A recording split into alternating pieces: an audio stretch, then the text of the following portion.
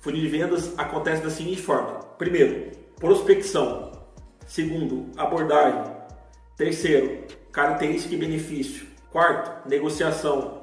Quinto, fechamento. Dentro desse funil de venda acontecem várias etapas.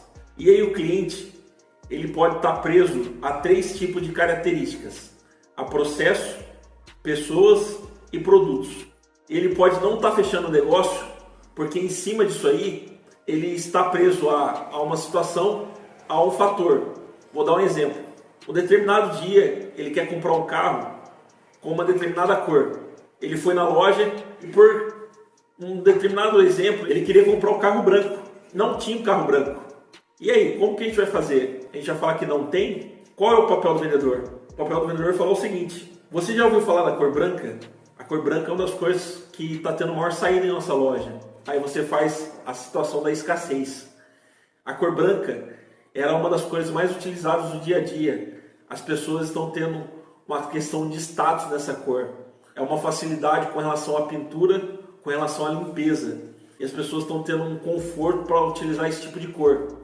Com isso, você está gerando uma condição, uma experiência para o seu cliente, uma facilidade ao qual ele tem uma vontade em querer comprar esse tipo de cor. Lembro quando eu estava começando no atendimento numa concessionária e entrou um cliente, ele entrou nervoso, porque ele tinha ido passado em 3 concessionárias falando que ninguém pagava tabela no carro dele e ele só iria ter o atendimento, só queria ter um bom dia naquele momento se falassem que pagasse tabela no carro dele. E você sabe, né, que ninguém paga tabela no carro. Sempre tem uma porcentagem de 15 a 20% no carro da troca. E ele falou assim para mim: só conversa comigo se você pagar a tabela no meu carro. O que eu fiz? Eu peguei um carro que era lançamento da loja para ter uma margem de negociação.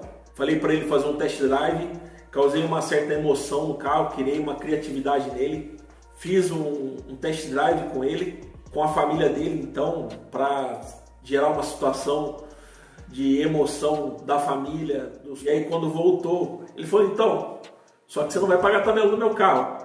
E aí eu perguntei para ele: e se eu pagasse a tabela, você fecharia negócio? Eu fiz um nó na cabeça dele. Foi incrível. Ele ficou extasiado.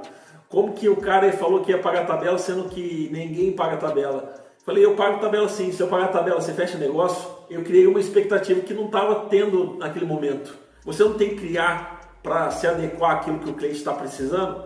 Então eu criei. Naquele momento, o cliente ele ficou extasiado. Ele falou: nossa, como que pode um vendedor conseguir pagar a tabela do meu carro? Enfim, o cliente fechou negócio.